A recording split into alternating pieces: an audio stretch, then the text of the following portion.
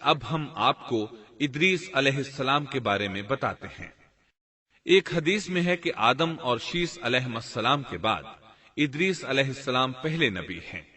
ایک دوسری حدیث میں ہے کہ ادریس علیہ السلام پہلے نبی ہیں جنہوں نے قلم کے ذریعے لکھا اور لوگوں کو کتابت سکھائی۔ حافظ ابن کثیر نے ان کا حلیہ کچھ یوں بیان کیا ہے: پورا قد و قامت، خوبصورت، خوب رو، گھنی داڑھی، عمدہ اوصاف کے مالک، چوڑے کندھے، مضبوط ہڈیاں، دبلے پتلے، سرمگی چمکدار آنکھیں، گفتگو باوقار، خاموشی پسند، سنجیدہ اور متین، چلتے ہوئے نظر نیچی، انتہائی فکر و خوض کے عادی، غصے کے وقت سخت غضبناک، باتیں کرنے میں شہادت کی انگلی سے بار بار اشارہ کرنے کے عادی۔ ادریس علیہ السلام شیس علیہ السلام کی شریعت پر عمل پیرا رہے، چونکہ ادریس علیہ السلام رسول بھی تھے، اس لیے اللہ کی طرف سے مستقل ان پر شریعت نازل ہوئی جس کی تشریح و تفسیر کر کے لوگوں کو احکام الہی سے آگاہ فرماتے۔ ادریس علیہ السلام نے جب دیکھا کہ مفسدین ایمان والوں پر ظلم و زیادتی کر رہے ہیں، ان کا فساد بڑھتا جا رہا ہے اور سمجھانے کے باوجود یہ لوگ باز نہیں آ رہے، تو انہوں نے اپنے پیروکاروں کو جہاد کا حکم دیا۔ ادریس علیہ السلام پہلے شخص ہیں جنہوں نے اللہ کے راستے میں جہاد کیا، غنیمتیں حاصل کی اور دشمنوں کو قیدی بنایا، لیکن غنیمتیں اور قیدی ان کے لیے حلال نہیں تھے۔ رسول اللہ صلی اللہ علیہ وسلم پہلے رسول ہیں جن کے لیے غنیمتیں حلال کی گئیں، لیکن یہ بات یقینی ہے کہ جہاد سب سے پہلے ادریس علیہ السلام نے کیا۔ انہوں نے جہاد کے لیے سب سے پہلے ایک لشکر تیار کیا، پھر اس لشکر کو 2 حصوں میں تقسیم کیا۔ ایک حصہ پیادوں پر مشتمل تھا، دوسرا سواروں پر۔ چنانچہ بھرپور تیاری کے بعد ادریس علیہ السلام نے قابیل کی قوم پر چڑھائی کر دی۔ حق و باطل کے درمیان زبردست مارکے ہوئے۔ آخرکار ادریس علیہ السلام نے انہیں گھٹنے ٹیکنے پر مجبور کر دیا۔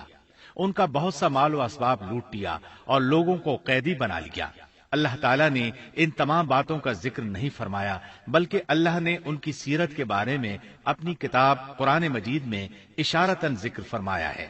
مثلا سورہ مریم آیات 56 اور 57 میں ارشاد ہوتا ہے: وَاذْكُرْ فِي الْكِتَابِ إِدْرِيسَ إِنَّهُ كَانَ صِدِّيقًا نَبِيًّا وَرَفَعْنَاهُ مَكَانًا عَلِيًّا۔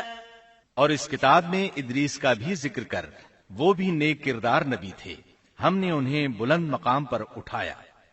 ان کے بلند مرتبے کے بارے میں بخاری اور مسلم میں حدیث موجود ہے کہ نبی کریم صلی اللہ علیہ وسلم نے فرمایا، میں نے معراج کی رات 4تھے آسمان پر ادریس علیہ السلام سے ملاقات کی۔ وہ 4تھے آسمان پر بلند مقام پر فائز تھے۔ ابن جریر نے ایک روایت بیان کی ہے، وہ روایت اس بات کی وضاحت کرتی ہے کہ اللہ تعالیٰ کے ارشاد وَرَفَعْنَاهُ مَكَانًا عَلِيًّا سے کیا مراد ہے، اس کا کیا مفہوم ہے؟ ابن جریر کے علاوہ دیگر بڑے بڑے مفسرین اور مورخین نے بھی اس روایت کو ذکر کیا ہے، لیکن اس کی کوئی صحیح سند نہیں مل سکی۔ وہ روایت یہ ہے: ابن ابی حاتم وغیرہ نے اس روایت کو ہلال بن یسار سے بیان کیا ہے۔ وہ کہتے ہیں، میری موجودگی میں ابن عباس رضی اللہ عنہما نے کعب رحمت اللہ علیہ سے پوچھا، کعب، ادریس علیہ السلام کے متعلق اللہ تعالیٰ کے اس قول وَرَفَعْنَاهُ مَكَانًا عَلِيًّا ہم نے انہیں بلند مقام پر اٹھا لیا کا کیا مطلب ہے؟ تو کعب رحمت اللہ علیہ نے جواب دیا، اللہ تعالیٰ نے ادریس علیہ السلام پر ایک مرتبہ یہ وحی نازل فرمائی، اے ادریس، تمام اہل دنیا جس قدر روزانہ نیک عمل کریں گے ان سب کے برابر میں تجھے ہر دن اجر دوں گا۔ ادریس علیہ السلام نے یہ سنا تو انہیں خواہش محسوس ہوئی کہ میرے اعمال میں روز افزوں اضافہ ہو، اس لیے عمر کا حصہ طویل ہو جائے تو اچھا ہے۔ انہوں نے وحی الہی اور اپنے اس خیال کو ایک رفیق فرشتے پر ظاہر کر کے کہا، اس معاملے میں موت کے فرشتے سے گفتگو کرو تاکہ میں نیک اعمال کا زیادہ سے زیادہ وقت حاصل کر سکوں۔ اس فرشتے نے جب یہ سنا تو ادریس علیہ السلام کو اپنے بازوؤں پر بٹھا کر لے اڑا۔ جب یہ چوتھے آسمان سے گزر رہے تھے تو موت کا فرشتہ زمین پر آنے کے لیے اتر رہا تھا۔ وہیں دونوں کی ملاقات ہو گئی۔ دوست فرشتے نے موت کے فرشتے سے ادریس علیہ السلام کے بارے میں گفتگو کی۔ موت کے فرشتے نے دریافت کیا، ادریس علیہ السلام کہاں ہیں؟ اس نے کہا، میری پشت پر۔ موت کا فرشتہ کہنے لگا، مجھے اللہ کی طرف سے یہ حکم ملا ہے کہ چوتھے آسمان پر ادریس علیہ السلام کی روح قبض کروں۔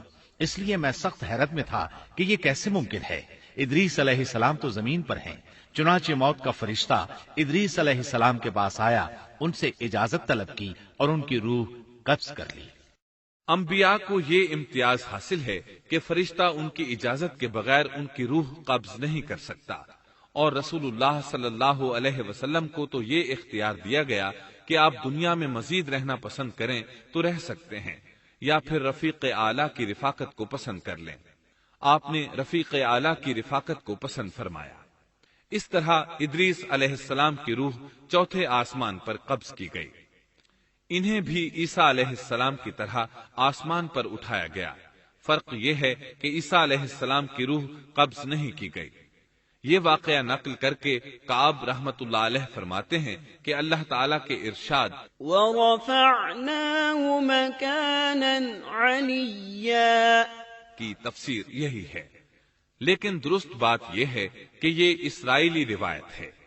ادریس علیہ السلام کی وفات ہو گئی تو لوگ فساد میں اور بڑھ گئے، ان میں شر پھیل گیا، تاہم وہ توحید پر قائم رہے۔ بت پرستی کا ان میں کوئی شعور نہیں تھا۔ لوگ آدم علیہ السلام کی وفات کے 1000 سال بعد تک توحید پر قائم رہے۔ ان میں فسق و فجور ضرور تھا لیکن شرک نہیں تھا۔ اللہ تعالیٰ کے اس ارشاد كان الناس أمة واحدة دراصل لوگ ایک ہی امت تھے کا یہی مطلب ہے۔